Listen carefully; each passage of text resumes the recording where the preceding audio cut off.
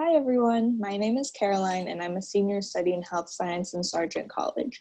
Thank you for joining me for my virtual presentation of my Keystone. For my Keystone, I had planned to pilot the Wellness Challenge subscription box in partnership with BU's Wellness and Prevention Services with the support of the director, Catherine Mooney, and with Dr. Michael Siegel at the School of Public Health. The aim of this project is to meet students where they're at literally by bringing wellness materials straight to their mailbox.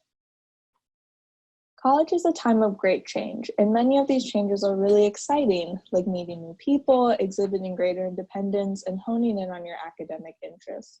But in the same vein, it can be difficult to adapt to all this new. It can be intimidating to establish a new community of support and create a new routine, all while managing an increased course load. In BU's 2018 Healthy Minds survey, 84% of Terriers felt overwhelmed by all they had to do. On top of that, 73% of Terriers say that their mental health struggles have affected their academics. My aim with the Wellness Challenge subscription box is to address at least part of this statistic. Currently, the Wellness and Prevention Office runs a program called the Wellness Challenge, where at its most essential level, students receive an email containing self-care tips once a week for 4 weeks. Though this program can reach a large number of students and is incredibly cost-effective, it can be difficult to encourage students to 1, open the email, 2, actively read the wellness content, and if they make it this far, to 3, actually try to implement some of these wellness tips. I hope to improve student engagement by putting wellness materials directly into the hands of students. In this pilot, we're adding a subscription box element. As you've probably seen, there's been a growing interest in market for subscription boxes, with brands like Dollar Shave Club, Blue Apron, and FabFitFun, where for a monthly fee, subscribers will receive a weekly or monthly delivery of products. Of course, the Wellness Challenge subscription box will remain free for students. Instead of receiving a weekly email, as they did in the original Wellness Challenge, students will receive a themed box containing corresponding wellness tools and tips. Because BU has a large and diverse student body, I had to narrow down a trial population. My advisors and I decided that freshmen would be an appropriate and accessible population to use for a few reasons. To start, first-year students are at the forefront of the major changes that come with starting college. Second, it's beneficial to intervene as early as possible. We wanted to catch students while they're still setting up their routine and ensure they are aware of BU's available resources early on. Finally, a greater percentage of first-year students live on campus than other years. Because this pilot involves sending a package to students, it's slightly easier on my end from a logistical perspective that we could trial the program just using the interdepartmental mail system. During the fall, I focused almost entirely on recruiting first-year students. I wanted to have as diverse a group as possible so as not to end up tailoring the program to only fit a particularly specific group of students. Sargent College, the College of Fine Arts, Questrom Student Government, and FY101 advisors were able to send an email directly to freshmen.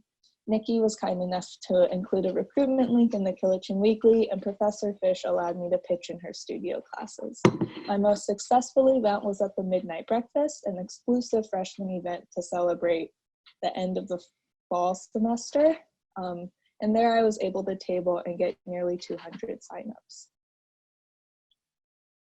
To better tailor the boxes to meet the needs of first-year students, I created a short survey where freshmen could indicate where they were in terms of their wellness routine. Once I had received about 150 responses, I began creating the box contents to address the top 4 areas students wished to improve. As you can see from this chart, the top one by a lot was time management, followed by feeling verbalization, nutrition, and exercise.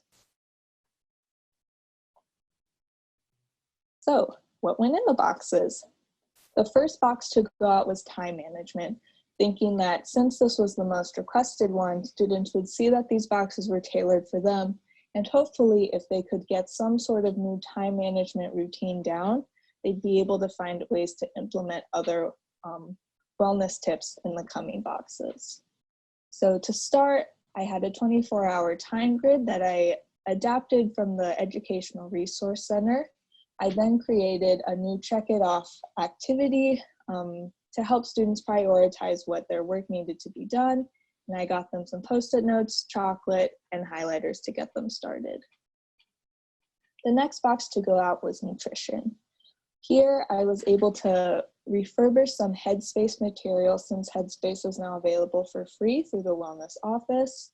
I also included tips on how to get started with mindful eating and what meal planning might look like. I also included oatmeal and popcorn to get them started with some healthy indoor snacks. The third box was feeling verbalization. This was one of the mushier topics, so we tried to sneak it in the middle. So here, I gave students the opportunity to practice journaling as a way to help sort of sort through and give name to emotions that they might be feeling. The fourth box to go out was movement. So here I compiled some resources about the benefits of exercise, included some body weight dorm exercises and a massage ball as well. And once again, I linked to some resources that are provided in Headspace. So I was planning on sending the boxes out the Monday we returned from spring break. I had sent out the first evaluative survey to establish a baseline of students' mental health and wellness routine.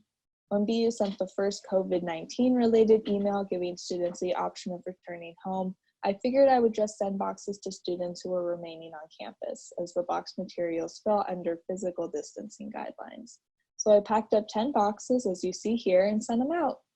However, with BU's update recommendation of students moving out, I decided to stop the project completely, as I didn't want the remaining participants to feel as though they had to wait for their box to arrive or were obligated to see the wellness challenge through.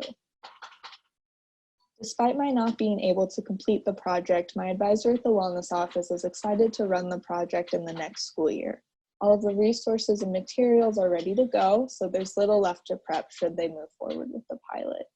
Even if that falls through, the content survey information is really interesting and can be used to inform future wellness programming geared at first years.